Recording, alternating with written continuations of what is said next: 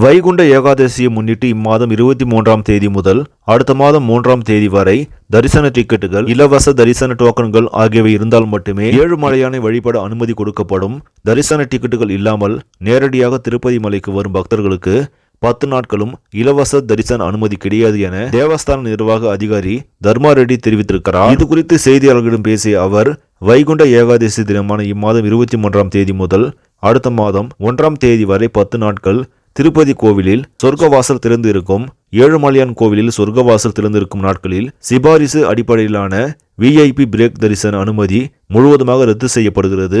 இதில் கட்டண தரிசன டிக்கெட்டுகள், இலவச தரிசன டோக்கன்களை வைத்திருக்கும் நபர்களுக்கு மட்டுமே சுவாமியை தரிசிக்க அனுமதி வழங்கப்படும் என்றும் அவர் அதிரடியாக அறிவித்திருக்கிறார். இதனால் பொதுமக்கள் மகிழ்ச்சி அடைந்திருக்கின்றனர்.